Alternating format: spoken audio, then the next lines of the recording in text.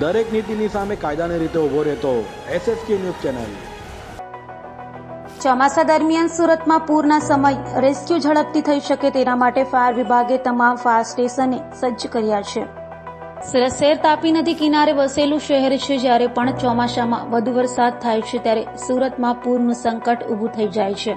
શહેરના મધ્યમાંથી ખાડી પસાર થતી હોવાને કારણે ખાડી પૂરનું પણ સંકટ સુરત શહેરમાં જોવા મળે છે। આવી સ્થિતિમાં રેસ્ક્યુ કામગીરી ઝડપથી થઈ શકે તેના માટે તૈયારી પૂર્ણ કરી લીધી છે। તો સુરત શહેરના કુલ 15 જેટલા ફાયર સ્ટેશનમાં તમામ પ્રકારની સુવિધાઓ ઉપલબ્ધ કરાવી દેવાઈ છે। સુરત શહેરમાં ભૂતકાળમાં અનેક વખત પૂરનું સંકટ સર્જાયું હતું। તે સમયે શક્ય હોય તેટલા લોકોને સ્થળાંતરિત કરવા માટે ફાયર વિભાગ દ્વારા કામગીરી કરાતી હોય છે। નીચાણવાળા વિસ્તારમાં પાણી ભરાયા બાદ ફસાયેલા લોકોને હેમખેમ રેસ્ટ કરીને સુરક્ષિત સ્થળોએ લઈ જવા માટે ફાયર વિભાગની ટીમ કામે લાગી જતી હોય છે।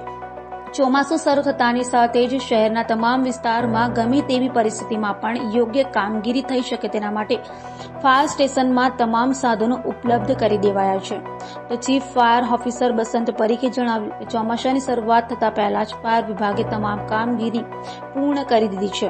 જેટલા પણ સાધનોની રેસ્ક્યુ કામગીરી માટે જરૂરિયાત હોય છે એ તમામ સાધનોના મેન્ટેનન્સની કામગીરી પણ પૂર્ણ કરાઈ છે। ફાયર વિભાગ પાસે 250 જેટલા તરવૈયાઓ છે જે સારી રીતે રેસ્ક્યુની કામગીરી કરી શકે તેવા છે।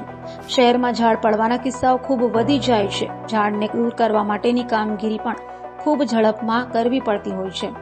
અનિવાર્ય સંજોગ ઊભા થાય તો તમામ કર્મચારીઓ રાઉન્ડ ધ ક્લોક હાજર રહે તેના માટે અત્યારથી જ તેમને સૂચના આપી દેવાય છે। જ્યારે પણ આદેશ થાય ત્યારે તમામ કર્મચારીએ તેનો તત્કાળ અમલ કરવા માટે કહી દેવાયું છે। सूरत फायर ब्रिगेड ने संपूर्ण तैयारी अपनी की है और 32 बोट है हमारी, उनका रिपेयरिंग मेंटेनेंस का कामगिरी पूरी हुई है और अंडर वाटर सर्च कैमरा और कटर्स वगैरह जो स्प्रेडर इनका किस तरह से यूज करना है इनका सबको ट्रेनिंग दिया है। 250 जितने तरवैया है सभी का कोर्सवे पे ट्रेनिंग दिया और उन लोगों को अंडर वाटर सर्च कैमरा किस तरह से यूज करना है, वाटर रेस्क्यू किस तरह से करना है, इन सब का ट्रेनिंग दिया हुआ है। इस बार हमने 2 ट्रैक्टर्स लिए हैं जो फूड पैकेट वगैरह वितरण की कामगिरी है या कहीं किसी को शेल्टर होम ले लो लाइंग एरिया में से शिफ्ट करना है किसी को, तो ये ट्रैक्टर का उपयोग करेंगे हम लोग।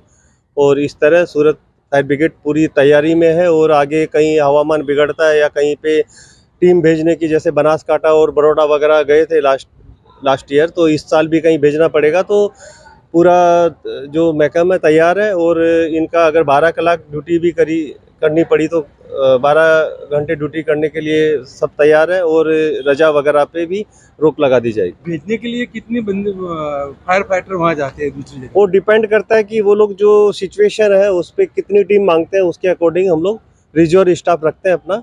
और सभी 20 फायर स्टेशन है, 20 फायर स्टेशन पे 20 टीम तैयार रखी हुई है और करीब 150 के आसपास जो है स्पेयर स्टाफ रखा हुआ है वाटर रेस्क्यू के। દરેક નીતિની સામે કાયદાની રીતે ઊભો રહેતો SSK ન્યૂઝ ચેનલ।